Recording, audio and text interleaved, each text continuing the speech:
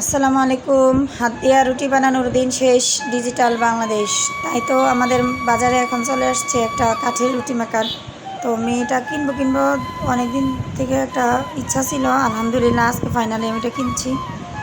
বাসায় নিয়ে আসার পরে তো আমার বাচ্চারা বেশ অনেক খুশি হয়েছে। আর বাচ্চারা যেহেতু রুটি পরোটা অনেক পছন্দ করে, সেটা ভালো খুশি হওয়ার কথাই।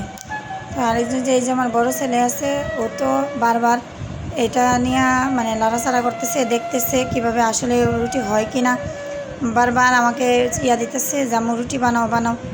তো আমি এখন রুটি বানাবো, ও চেষ্টা করতেছে যে ও রুটি বানাই ফেলবে। তো আমি এখন ফাইনালি রান্নাঘরে চলে যাব।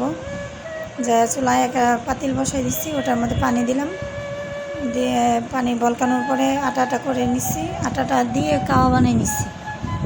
আস্তে আস্তে এটা হালকা গরম থাকতে থাকতে এটাকে মানে হাত দিয়ে গোল করে তারপরে রুটিটা এই কাঠের মাঝখানে দিয়ে আর দুই দিকে চাপ দিলেই রুটিটা হয়ে যাবে। তো দেখি আল্লাহ ভরসা, আমি ফাইনালি হয় কি না, রুটি হয় কি না, গোল হয় কি না, এটা একটু ট্রাই করি। তো প্রথমটা দিয়ে দিলাম, দেখি আপনারাও দেখেন।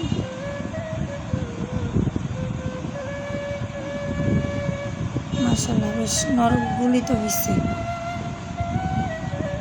জিনিসটা তো আসলে অনেক ভালো। আপনারা যারা এটা কি মানে কাঠের রুটি মেকার কিনবেন একটা চিন্তার মধ্যে আছেন, আমার মনে হয় আমি কিনছি, আমার ভালো লাগছে, আপনারাও কিনতে পারেন। তো আমি এভাবে আসলে সব কটা রুটি বানিয়ে নিলাম।